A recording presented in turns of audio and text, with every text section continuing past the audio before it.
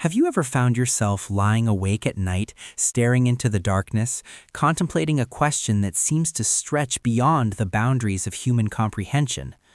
A question so profound, so fundamentally challenging that even the greatest philosophers, theologians, and scientists throughout millennia have wrestled with it, often without reaching a satisfying conclusion. The question is deceptively simple in its wording, yet infinitely complex in its implications. Where does God originate from? And if we accept the premise that everything in our observable universe requires a cause, a beginning point, then logically, who or what brought God into existence? You've felt it before, haven't you? That peculiar moment of cognitive dissonance when this question surfaces in your mind. It's as though the cosmos itself pauses, holding its collective breath, anticipating an answer that might transcend the very fabric of temporal reality. Today, we're embarking on an intellectual and spiritual expedition unlike any other. We won't merely journey backward through the corridors of time, we'll venture beyond time itself, past the fundamental particles that comprise matter, past the celestial hierarchies described in ancient texts, past even that primordial moment when divine voice proclaimed, "Let there be light." In this exploration, we're confronting something so monumentally vast, so enigmatically mysterious, that it has the potential to fundamentally reshape your understanding of reality, existence, and the nature of the divine itself. So let me ask you directly, have you ever posed this question in the privacy of your own thoughts, perhaps feeling a twinge of apprehension about what the implications might reveal? And what if the answer refuses to conform to the neat boundaries of human logic and reason? Would you still pursue that knowledge? Stay with me, because by the conclusion of this journey, your perception of existence may be irrevocably transformed. But before we begin this deep dive, I want to extend appreciation to everyone watching on Bible Mysteries. Please show your support by liking this video, subscribing to our channel, and activating notifications so you won't miss any of these intellectually stimulating, spiritually awakening explorations. The paradox of beginnings. Let's establish our foundation here. Observe the pattern of everything within our realm of experience. Everything initiates. Massive stars undergo catastrophic explosions, dispersing their matter across the cosmos. Spiral galaxies coalesce from primordial gas clouds, spinning into magnificent cosmic structures. Human infants emerge from the womb, beginning their journey through life. Even our most abstract thoughts possess identifiable inception points in our neural networks. Given this universal pattern, it's entirely natural, almost inevitable, that our cognitive processes attempt to apply this identical framework to the concept of God. The reasoning follows a seemingly logical progression. If our universe demonstrably had a beginning point, as modern cosmology confirms, then surely there must be an initiator for the one who initiated everything else. This creates what philosophers call an infinite regress problem. But here's where we need to radically shift our perspective. What if God never experienced a beginning? What if the very concept of beginning simply doesn't apply to the divine nature? You see, the fundamental issue we're encountering isn't actually a problem with God's existence. The problem resides within our own conceptual limitations. We're attempting to employ time-bound, causality-dependent logic to comprehend and explain a being who exists entirely outside the framework of temporal reality. Consider this analogy. Imagine someone asking you, what geographical direction lies north of the North Pole? The question sounds grammatically correct, but it's fundamentally meaningless because it misunderstands the nature of spatial orientation on a sphere. This is precisely how it sounds, from a theological and philosophical standpoint, when we ask, who created God? It's a question that only generates apparent meaning when asked from within the constraints of temporal existence. But God, by his intrinsic nature, operates outside those constraints entirely. However, this explanation immediately generates another layer of inquiry. If God truly exists outside of temporal reality, what does that state of being actually entail? Is he suspended in some kind of metaphysical void? Or does there exist a dimension of reality more primordial, more fundamental than time itself? The name beyond time. Reflect on that pivotal moment described in Exodus 3 when Moses encountered the burning bush. When Moses, overwhelmed by the magnitude of his divine commission, asked God to reveal his name, God's response wasn't what we might expect. He didn't identify himself with a title denoting power like Mighty King or Supreme Lord or Ultimate Master. Instead, God spoke a phrase that has reverberated through the centuries, echoing in the minds of countless theologians and mystics alike. I am that I am. Notice the careful construction of this statement. God didn't say, I became, or I was created, or I began at a certain point. He simply declared, I am. This isn't merely a name in the conventional sense. It's a statement of pure, unqualified existence. Not existence that began at some point in the past, not existence that will eventually conclude at some point in the future, just eternal, unchanging being. Have you ever attempted to sit in complete silence and genuinely imagine that? A presence that never began and will never cease. A flame that burns perpetually without requiring fuel, without having an origin point. This is the reality that the human soul inherently yearns for, though we may not consciously recognize it, because somewhere in the depths of our being, we understand that we were created by something that doesn't flicker and fade with the passage of time, something genuinely eternal. Yet the mystery only deepens from here. The question transforms and evolves. How can something simply exist without being created into existence? Can anything genuinely be uncreated? Is this merely a matter of religious faith, or could it represent a reality concealed beneath the surface of our physical laws and scientific understanding? We are only beginning to scratch the surface. Let's press deeper. Decoding eternity. What does it really mean? Let's acknowledge an uncomfortable truth. Our human brains aren't neurologically structured to truly comprehend eternity. When we voice the question, who created God, we're actually revealing something profoundly characteristic of human cognition and experience. We are creatures inextricably bound to temporal existence. Everything within our sphere of knowledge and experience possesses a beginning point, a developmental middle phase, and an eventual conclusion. Trees germinate from seeds, grow to maturity, and ultimately decay. Mountain ranges are thrust upward by tectonic forces, then gradually eroded by wind and water over eons.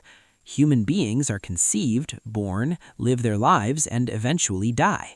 Even the seemingly eternal stars eventually exhaust their nuclear fuel and collapse. So when a theologian or philosopher states, God has no beginning, our instinctive cognitive response is to recoil. That can't possibly be accurate, can it? But this is precisely where we enter supernatural territory. In Exodus chapter 3, verse 14, when Moses stood before that miraculous burning bush and asked God to reveal his name, God's response wasn't what we might expect. He didn't identify himself with a title denoting power like Mighty King or Supreme Lord or Ultimate Master. Instead, God spoke a phrase that has reverberated through the centuries, echoing in the minds of countless theologians and mystics alike. I am that I am. Notice the careful construction of this statement. God didn't say, I became, or I was created, or I began at a certain point. He simply declared, I am. This isn't merely a name in the conventional sense. It's a statement of pure, unqualified existence. Not existence that began at some point in the past, not existence that will eventually conclude at some point in the future, just eternal, unchanging being. Have you ever attempted to sit in complete silence and genuinely imagine that? A presence that never began and will never cease. A flame that burns perpetually without requiring fuel, without having an origin point. This is the reality that the human soul inherently yearns for, though we may not consciously recognize it, because somewhere in the depths of our being, we understand that we were created by something that doesn't flicker and fade with the passage of time, something genuinely eternal. Yet the mystery only deepens from here. The question transforms and evolves. How can something simply exist without being created into existence? Can anything genuinely be uncreated? Is this merely a matter of religious faith, or could it represent a reality concealed beneath the surface of our physical laws and scientific understanding? We are only beginning to scratch the surface. Let's press deeper. Decoding eternity. What does it really mean? Let's acknowledge an uncomfortable truth. Our human brains aren't neurologically structured to truly comprehend eternity. When we voice the question, who created God, we're actually revealing something profoundly characteristic of human cognition and experience. We are creatures inextricably bound to temporal existence. Everything within our sphere of knowledge and experience possesses a beginning point, a developmental middle phase, and an eventual conclusion. Trees germinate from seeds, grow to maturity, and ultimately decay. Mountain ranges are thrust upward by tectonic forces, then gradually eroded by wind and water over eons. Human beings are conceived, born, live their lives, and eventually die. Even the seemingly eternal stars eventually exhaust their nuclear fuel and collapse. So when a theologian or philosopher states God has no beginning, our instinctive cognitive response is to recoil. That can't possibly be accurate, can it? But this is precisely where we enter supernatural territory. In Exodus chapter 3, verse 14, when Moses stood before that miraculous burning bush and asked God to reveal his name, God didn't respond with conventional identifiers like king or lord or master. Instead, he spoke words that have echoed through the ages, resonating in the contemplations of countless seekers. I am that I am. He didn't say, I was created by, or I began existing at. He simply stated, I am. This is a designation that transcends time, that exists beyond spatial dimensions, beyond the chains of cause and effect. It's a profound declaration that God exists outside our universe's relentless ticking clock, outside the sequential flow that governs our experience. He isn't a participant within the timeline of universal history. We are. While we're progressing through seconds, minutes, hours, days, and years in linear fashion, God simultaneously exists at what we would call the end and the beginning. This is why Revelation describes him saying, I am the Alpha and the Omega, the beginning and the end. But here's the aspect that truly fractures our conventional thinking. Even these terms beginning and end are words he employs solely for our comprehension. In ultimate reality, God doesn't exist within time as a dimension. Time exists within God as a created aspect of reality. Allow that concept to permeate your understanding. We measure temporal progression by observing motion and change. The Earth rotates relative to the sun, and we designate that cycle as a day. Our hearts pump blood in rhythmic beats, and we perceive minutes passing. But in that primordial beginning, before stars existed to mark time, before mechanical clocks, before there was even a before in any meaningful sense, there was God. Fully alive, fully conscious, existing in what theological scholars refer to as the eternal now. Therefore, if we persist in asking who created God, we're committing what philosophers call a category error. It's equivalent to asking what color is silence, or what musical note does the number 7 taste like, or what direction is north of the North Pole. These questions sound grammatically correct, but are fundamentally meaningless because they misapply concepts from one category to another incompatible category. God didn't originate from somewhere. He is the source from which everything else that did originate came forth. This includes time itself as a dimension of reality. The divine choice. Why create at all? And if time had a definitive beginning point, as modern physics suggests with the Big Bang, what does this reveal about the essential nature of God's existence? Perhaps more significantly, if God existed eternally before time began, then why did he choose to create at this particular moment rather than countless eons earlier? Was he waiting, planning, or was he observing something far beyond our capacity to comprehend gradually unfold? This raises an even more profound question that has haunted theologians for centuries. What was God doing before creation?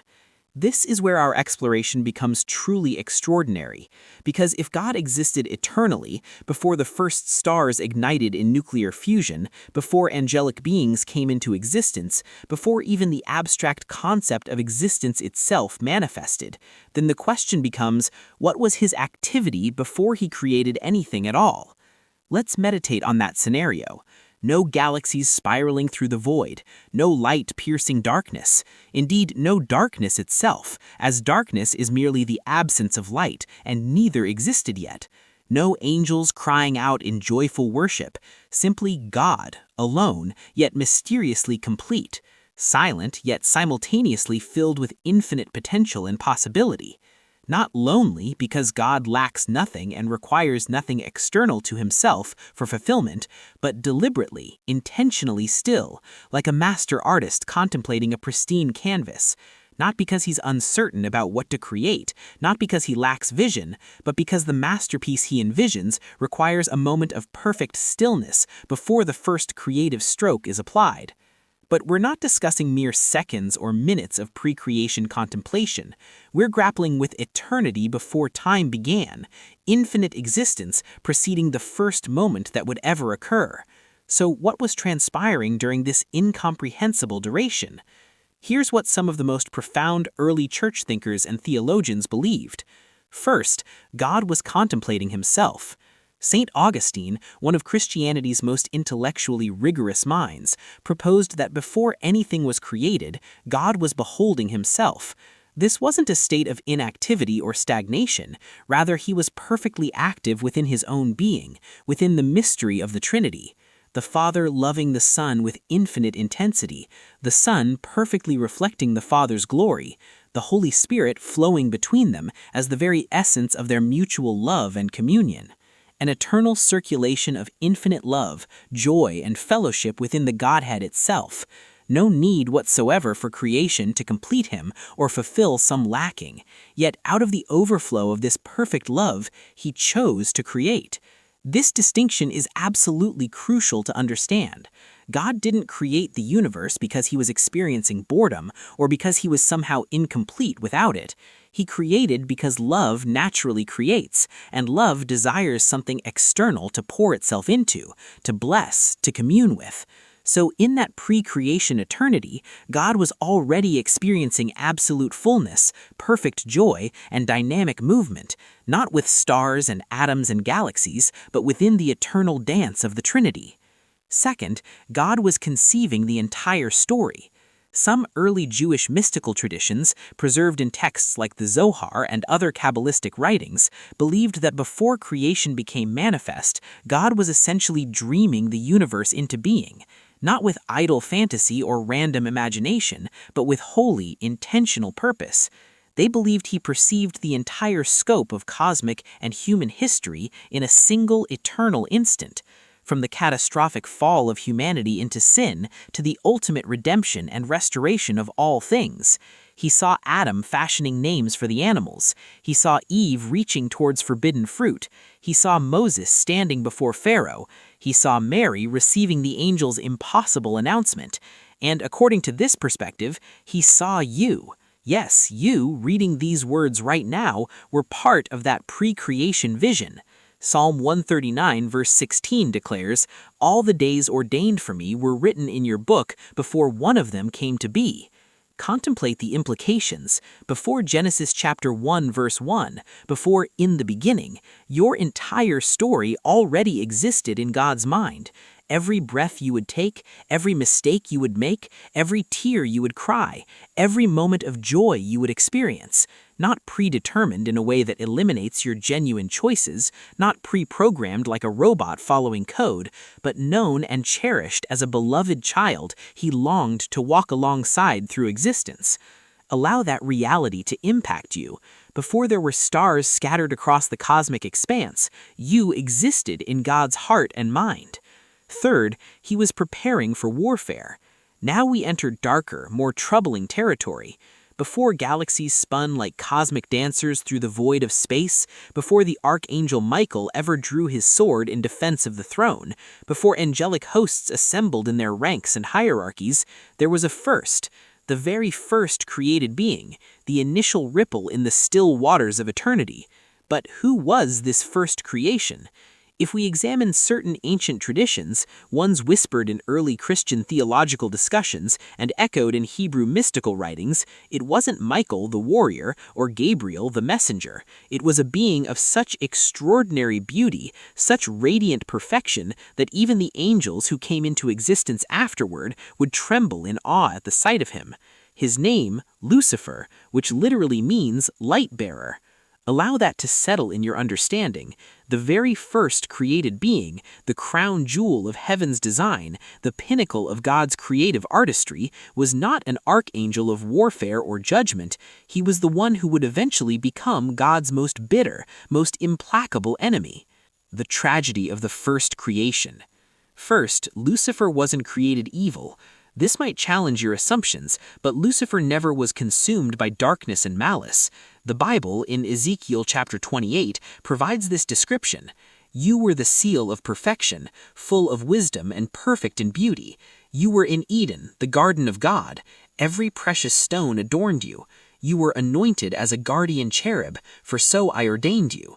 Lucifer was God's masterpiece of creation, adorned with glowing gemstones that reflected divine glory, radiating the very brilliance of heaven itself. According to some interpretations, he didn't merely play music or lead music. His very being, his essential nature, produced harmony and melody. He walked among what Scripture calls the fiery stones. He stood in closest proximity to the divine throne. Many theologians believe he may have been heaven's worship leader, directing all creation in adoration of the Creator. So what happened? How does absolute perfection transform into utter perversion? Second, pride corrupted perfection. Ezekiel's account continues. You were blameless in your ways from the day you were created till wickedness was found in you. Your heart became proud on account of your beauty, and you corrupted your wisdom because of your splendor. Lucifer gazed at himself, at his own magnificent reflection, and somewhere deep within his radiant spirit, a whisper arose. A thought that had never existed before in all of creation. I deserve more than this. Why should I bow in worship when I could rise in power? Why should I lead others in worshiping when I myself could be worshipped? The book of Isaiah, chapter 14, provides us with a glimpse into that catastrophic moment of rebellion. Lucifer declared, I will ascend to the heavens. I will raise my throne above the stars of God. I will sit enthroned on the mount of assembly. I will ascend above the tops of the clouds. I will make myself like the Most High. Those 5 I will statements, 5 declarations of self-exaltation, shattered the perfect harmony of heaven. And so, the first being God ever created, once the brightest light in all of creation, became the first to experience the fall from grace.